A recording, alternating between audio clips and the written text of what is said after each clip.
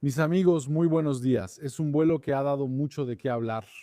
Es un vuelo que fue organizado por la Aerolínea Nacional Marroquí Royal Air Maroc en 2016 y que estuvo a punto de terminar extremadamente mal. Para ser honesto contigo, ves los cientos de videos que hay en este canal. No conocemos ni un solo avión que haya regresado de tan lejos.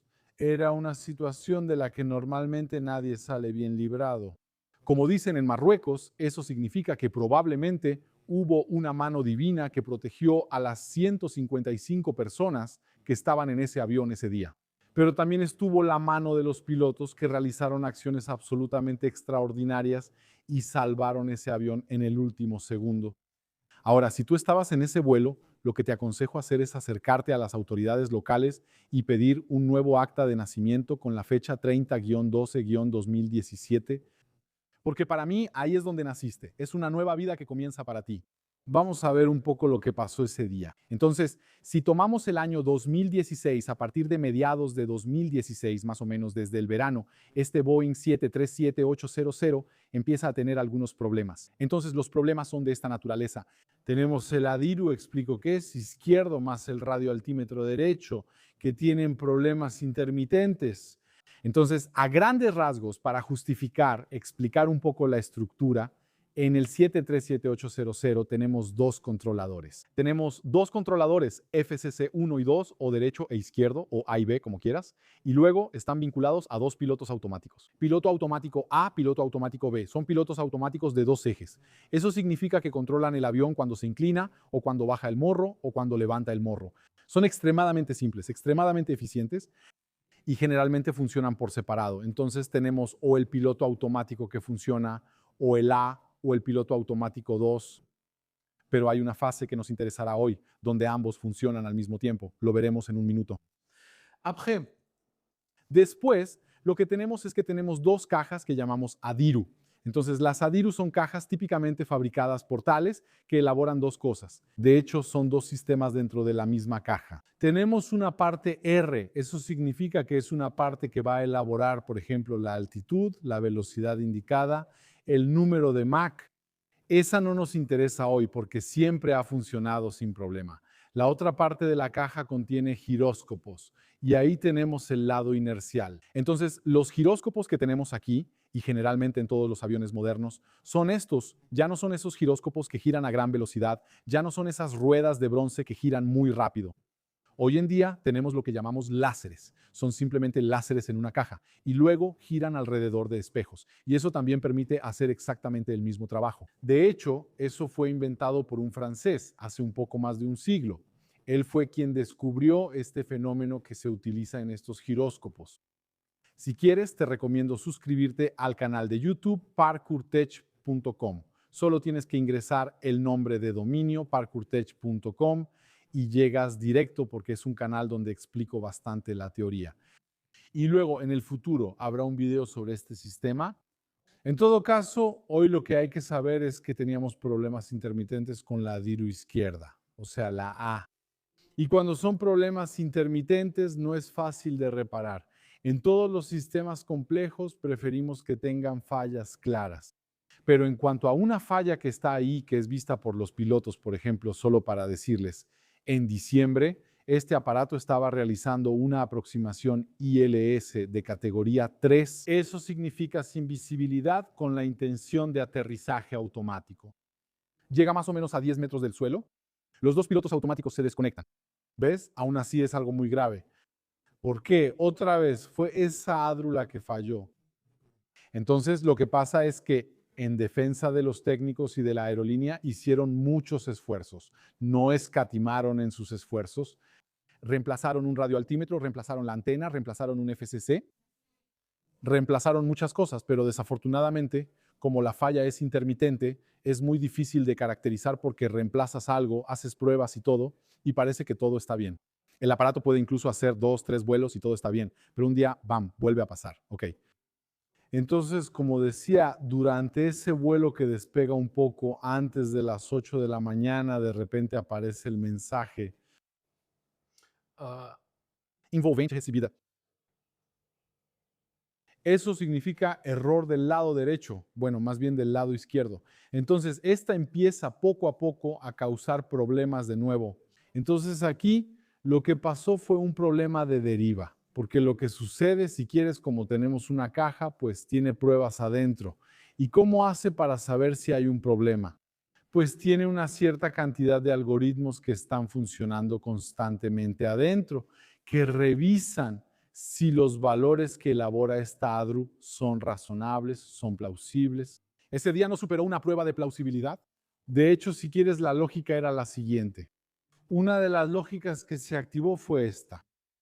Avión que va a más de 200 nudos y luego tomamos el rumbo magnético. Eso es un valor. ¿De dónde viene lo de los 200 nudos? Los 200 nudos vienen de la parte R, así que no es I, inercial. Los 200 nudos. Entonces, tomamos los 200 nudos de la parte R, tomamos el rumbo magnético, eso también, eso viene de fuera del ADRU, ¿ves? De información externa. Y luego lo que le pedimos al ADRU es la trayectoria, porque giroscópicamente puede calcular la trayectoria. Y si encontramos que hay más de 60 grados entre el rumbo y la trayectoria con una velocidad superior a 200 nudos, entonces ahí hay un problema. ¿Ves? Entonces, esa es una de las pruebas de plausibilidad que falló. Es decir, en pocas palabras, el rumbo era correcto, la velocidad era correcta, pero la trayectoria que calculaba el ADRU era incorrecta, la parte inercial era incorrecta. Entonces, calcula la ruta, le da eso, dice que mi ruta es superior a la diferencia entre mi ruta y el rumbo, o sea, el ángulo de deriva es superior a 60 grados, eso no es posible. Y entonces ahí hay un problema, sale el mensaje earfold.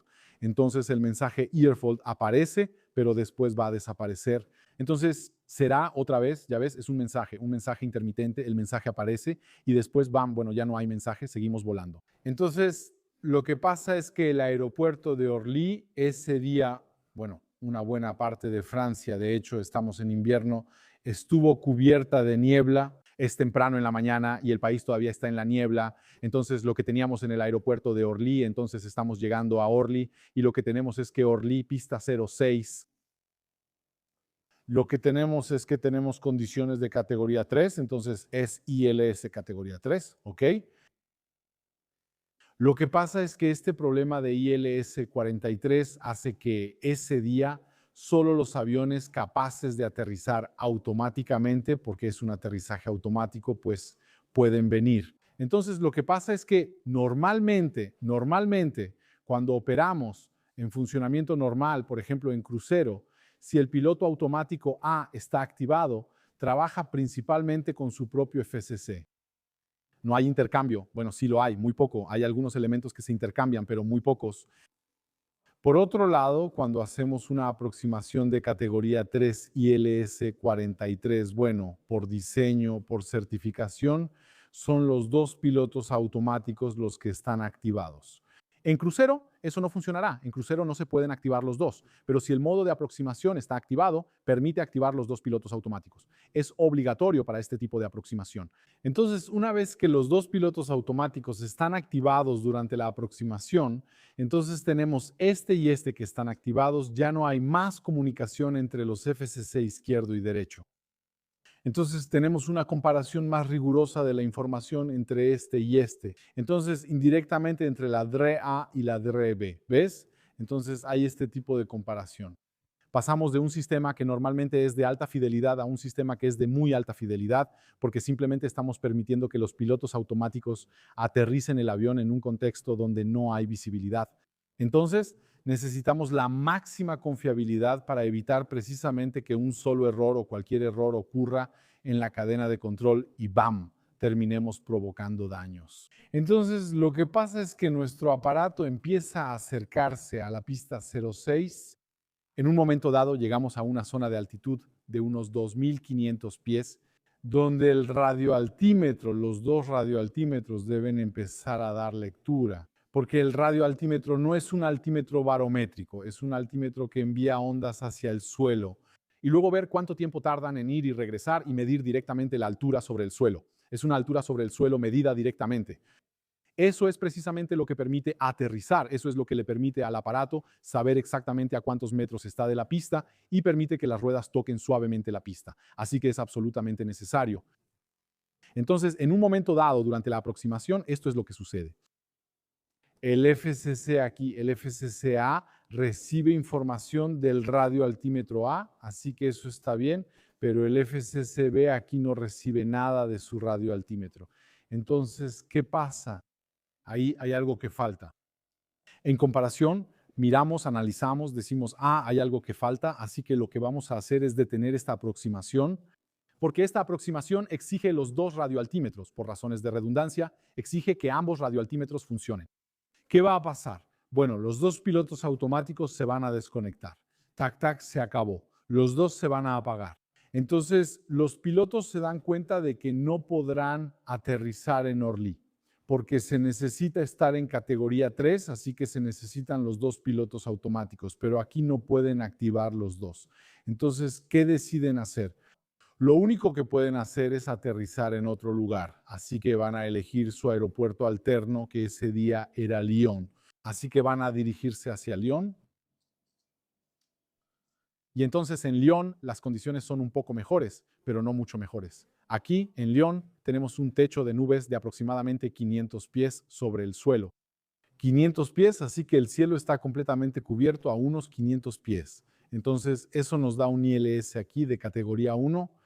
Entonces, categoría 1 está bien, es menos restrictiva que la categoría 3 y aquí está la ventaja, es que podemos hacer esto con un solo piloto automático.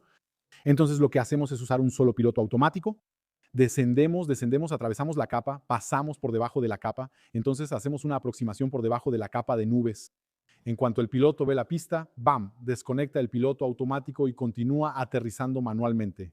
En 4.1 no es posible aterrizar automáticamente. Solo hay un piloto automático y se negará a aterrizar. No puede aterrizar. Así que se necesitan los dos.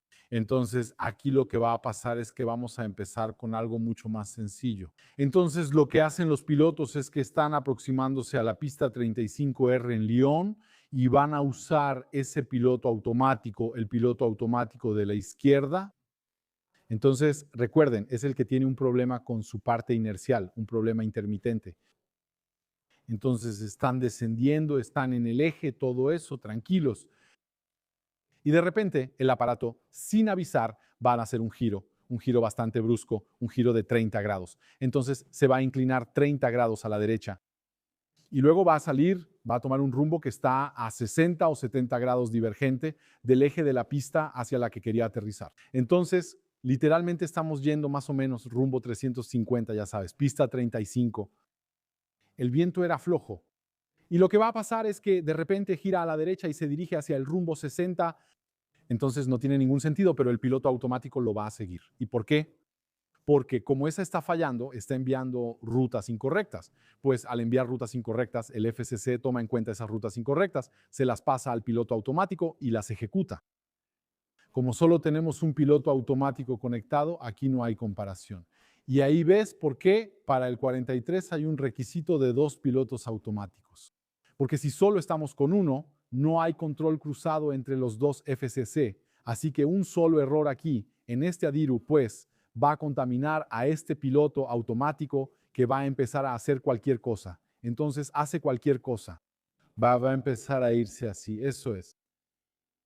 Los pilotos humanos se dan cuenta del problema.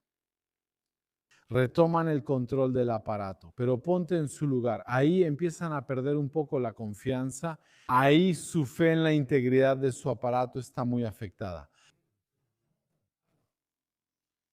Se ven obligados a hacer motor y al aire. Entonces ahí cuento. Entonces ahí tuvimos una maniobra de motor y al aire en París.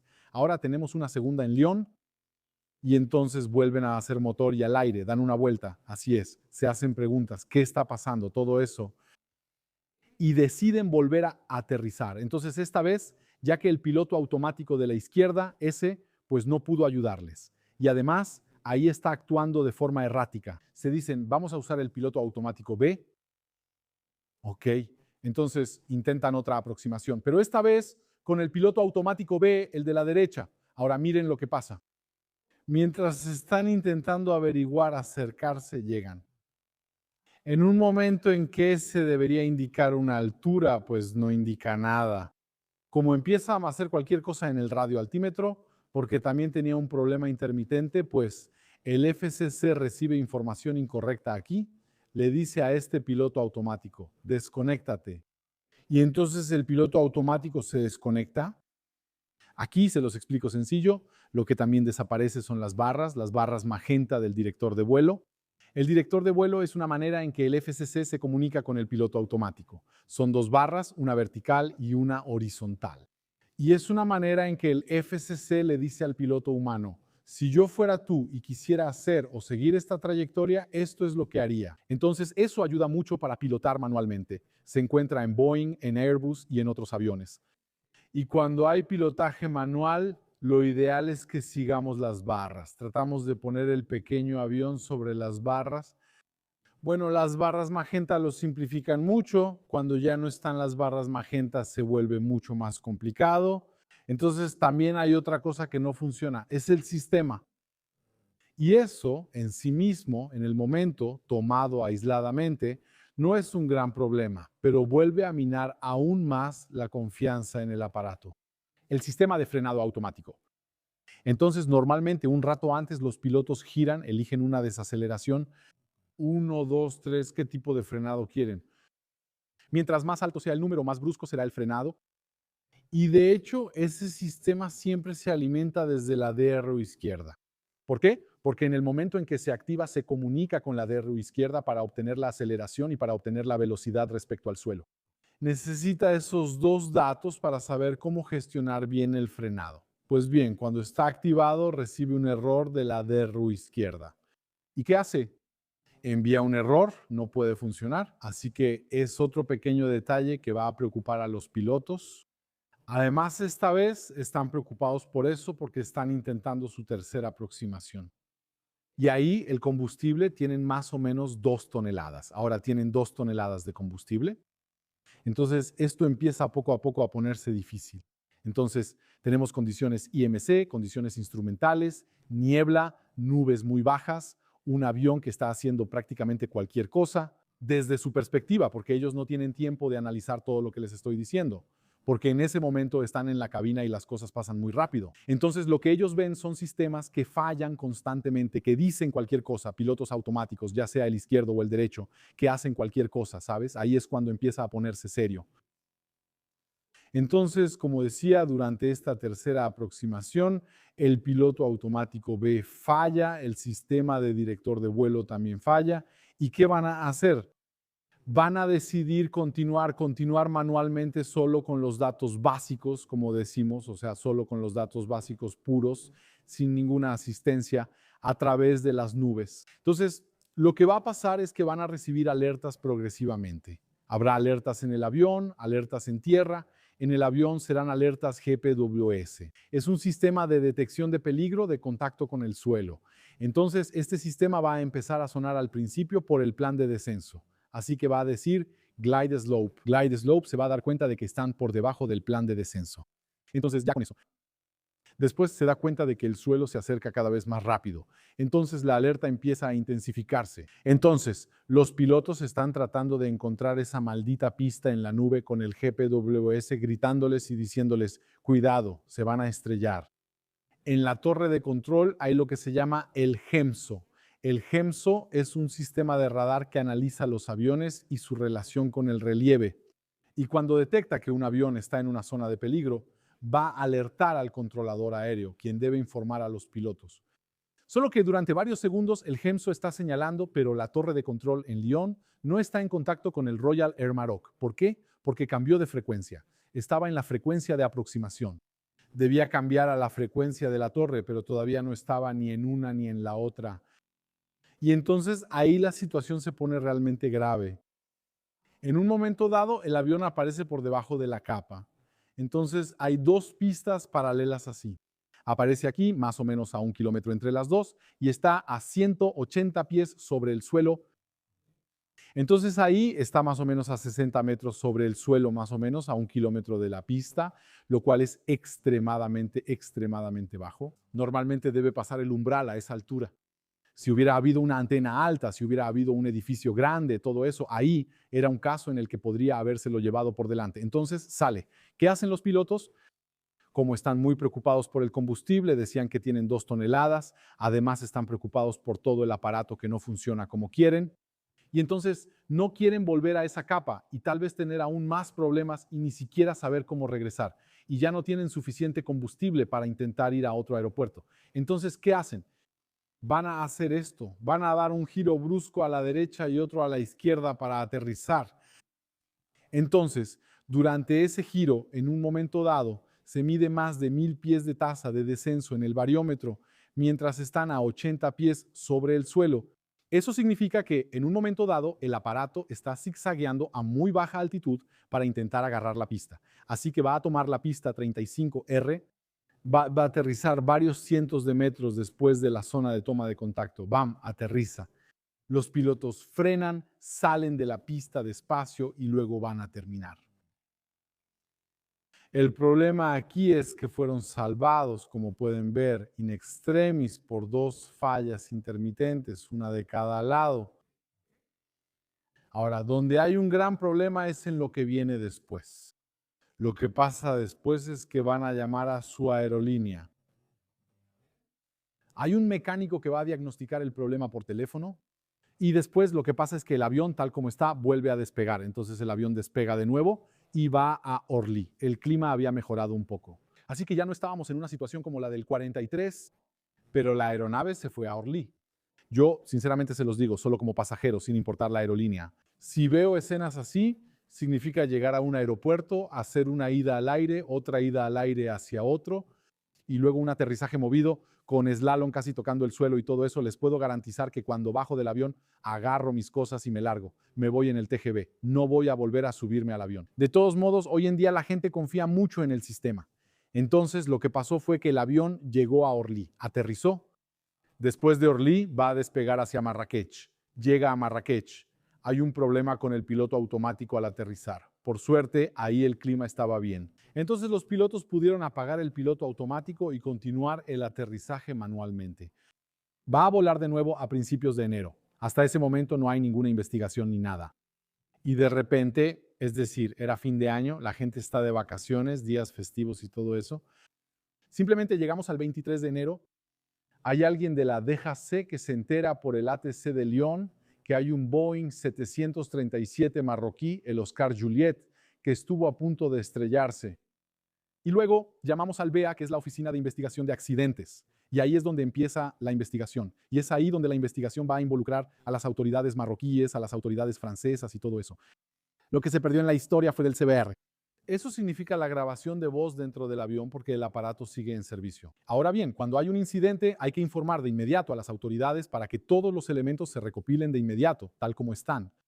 Pero ahí ha habido bastantes cambios desde entonces. Y se hizo la investigación y fue considerado como un incidente extremadamente serio por todas las partes involucradas, marroquíes, francesas, pero también el TLSB y Boeing. De hecho, si quieres, es solo una coincidencia, una desafortunada serie de circunstancias también relacionada con la arquitectura del aparato.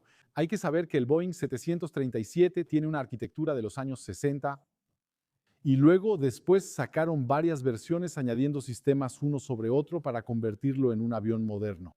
Pero nunca será un avión tan moderno como el Airbus A320, por ejemplo, porque el Airbus A320 fue fabricado desde el primer día para ser un aparato con muchos procesadores, computadoras, automatismos y todo eso. Mientras que en el 737 prácticamente todo se añadió después y cada vez se intenta conectar, se piensa por qué no hacer esto o aquello.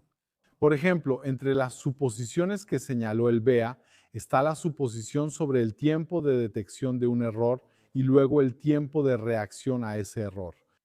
Hay que saber que en la época en que ocurrieron los accidentes de Lion Air y Ethiopian Air, recuerdan la historia del MAX, cubrí ambos accidentes en este canal, hubo una comisión conjunta entre el NTSB y la NASA en Estados Unidos.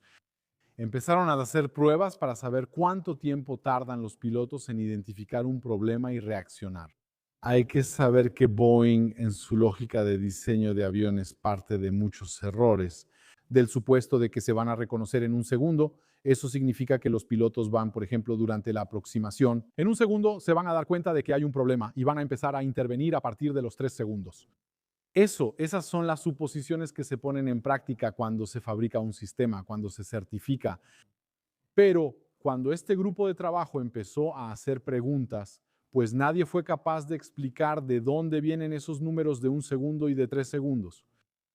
Y muy seguido, así es en la regulación aérea, tenemos cifras que fueron escritas en los años 40 o 60 por alguien que ya ni siquiera está entre nosotros porque hacía falta un número. Entonces puede que en ese momento lo hayan hecho al tanteo y después las retomamos.